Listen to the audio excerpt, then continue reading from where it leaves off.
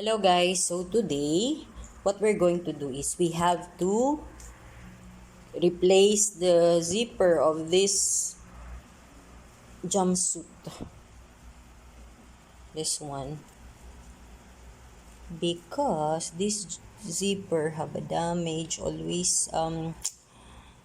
Here something wrong with the zipper, so I have to replace there, that one will be the zipper that I'm going to put in this jumpsuit. And then we have to select thread. I think this one is the right thread for this. So first of all, of course, we have to replace this thread here and that one also, but we have to use this one to put this thread. So, kailangan nating i-ready na itong thread ito. Ayan. At saka yung thread. So, ang paglagay dito guys, ayan, tingnan nyo. Nilagay ko muna yung thread dyan sa may butas. Ayan. Tapos, ilalagay ko dito. Then, ipupush ko. Ayan siya. Tapos, ano natin? Tapos, i-ano natin yung paddle. Hahawakan ko muna, tapos putulin ko mamaya. Ayan siya. So, ngayon, since nakastart na siya dyan, ang gagawin ko, kailangan kong putulin. Putulin ko na itong nasa taas. Ayan siya. Ayan. Kasi hindi ko na yan kailangan. So, ngayon, anuhin na natin hanggang mapuno. So, yan, puno na. So, tanggalin na natin. Yung pagtanggal yan, ipupush lang yan pag ganyan. Ayan. Tapos, tanggalin. Tapos, kakat natin. Tapos, ang paglagay nito, ayan. Tapos, ito, ano natin para lagay dito. Tapos, para makuha din ito sa loob. So, let's start. So, ito yung number 1. Ayan, may number 1. Yan, gawin. Tapos, yung number 2, ito, yun siya. Yan, number 2. Yun, pag then, ito yung number 3. And then, yung number 4. Ayan, yung number 4. Ganyan. So, ito yung number 4. Ito na yun. Ikaganon mo. Ayun, nakalagot. Tapos, yung pinakaano niyan is, of course, ipapasok na dito sa needle. Ayan siya. Yung thread nakapasok na sa needle. So, ngayon, i-down ko yan para makuha yung makuha ito. Yan, sinulid na yan para makuha sa baba. Dahin ko to ha, para mahila din itong isa. Lalabas yan. Ayun na.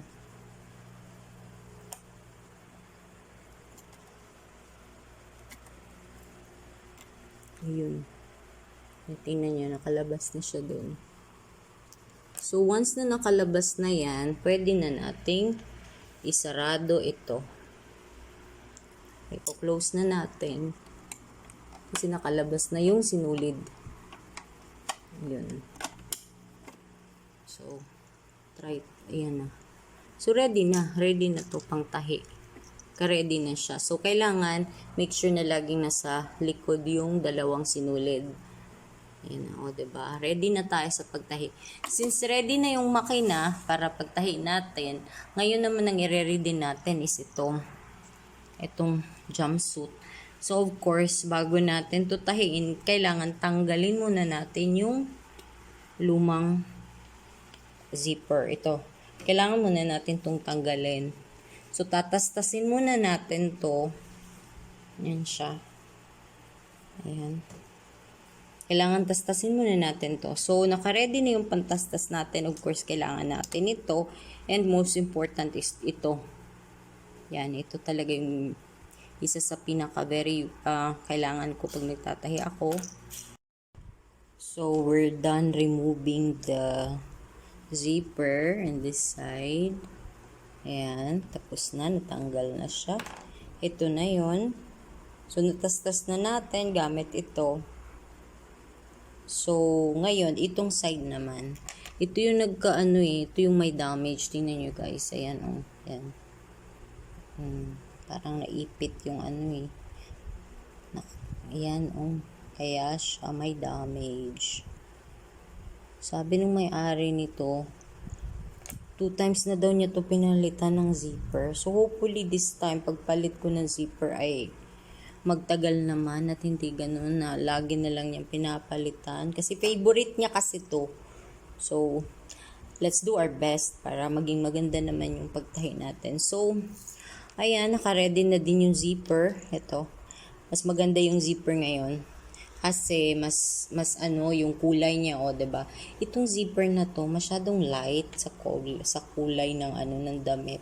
Ba't kaya tong ginamit nung Pero anyway, ewan, baka ito lang yung zipper na available niya. Pero bumili ako ng yung talagang zipper na kahit hindi man lang totally na same color, but at least mas malapit yung kulay, 'di ba? So, let's continue removing this one. So, yan, na-remove na natin yung zipper. Ayan, totally na-remove na natin. Yung damaged na zipper na kailangan nating palitan. Ayan, oh.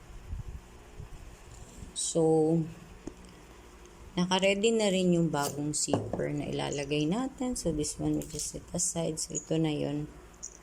Ayan na. Ito na yung magiging zipper dito. Kailangan natin siyang i-attach dito. Ayan, din tahiin. And of course, naka-ready na rin yung best friend ko. Ayan, yung pin. Kasi itong pin na to ang magtutulong sa akin para ma-secure to. Para talagang maayos yung pagkatahi. So, ito na. Naka-ready na. Naka-pin na yung zipper. Ayan. So, gagawin natin is tatahiin na natin. Ayan. Yung buong zipper na ilalagay ay talagang nakapin. Kasi para secured. Ganon. Ayan siya. So, hanggang dito yan. Hanggang dito. Mahaba kasi to. Dahil jumpsuit ang lalagyan natin ng zipper, papalitan. Ayan siya. Mag-start na tayo ng tahi. Para, ito na yun, yung last. Tapos na. Let's start. Naka-ready na yung makina. Ayan na. So, gagawin natin is, magtatahi na. So, yan. Tapos ko nang natahi yung dito na side. Ayan, nakakabit na yung zipper. So, ayan na. Yung dito na side, tapos na. Ayan siya. Ayan, pagkatahi. Oh. Oh, diba? Ito siya yung yung sa labas. So, ito naman, dito na side naman tayo magtatahi. Ayan siya. Then, after that one, edit, check natin kung tama ba yung pagkatahi or okay ba. And then, tapos na tayo. So, this is the result of the zipper that we replace here. From here until here. So this is the outer side, and we look at the back side.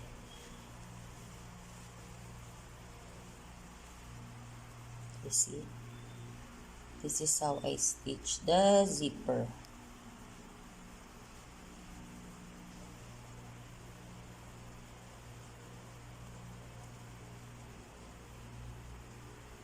Thank you, Lord, for the idea. I'm so happy. Looks nice. See?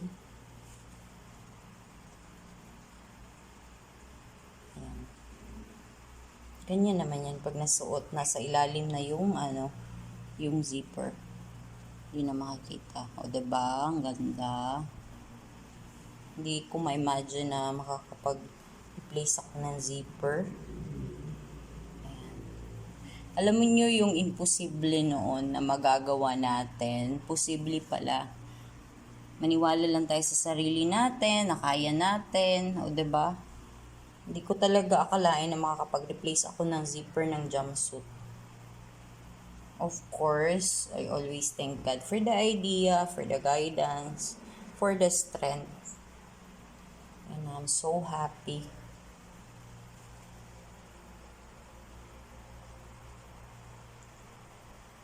Tapos yung loob. Ito yung labas, no? Ang loob naman nito ay ito. Ganito ko siya tinahi. Ayan. Tingnan natin kung paano ko tinahi. Ayan, ganito ko siya pagtahi. Ayan, dinoble ko kasi para secured. Ayoko kasing matas-tas. So, double yung pagka-stitch dyan para secure talaga yung zipper. Ayan, kasi ano na to eh. Sabi ng may-ari, ilang beses na daw niya pinalitan yung zipper nito. Eh, favorite pa naman niya to. So, ayan, sinecured ko. Ayan siya. Ayan. Hindi talaga ako makapaniwala na kaya ko palang mag-replace ng zipper ng jumpsuit. So, ganyan, akala ko hindi ko kaya. May mga bagay talaga na akala natin hindi natin kaya, pero kaya pala. Maniwala lang tayo sa kakayanan natin, and of course, with the guidance of our Almighty God, siya nagbibigay ng idea at saka strength sa ating mga ginagawa. So, ganun lang, maniwala tayo sa kakayanan natin, wag tayong wag tayong yung maging negative, positive lang dapat para yun talaga maggagawa pala natin, hindi natin magagawa. Thank you Lord sa idea. Thank you for watching guys. Have a great day everyone and God bless.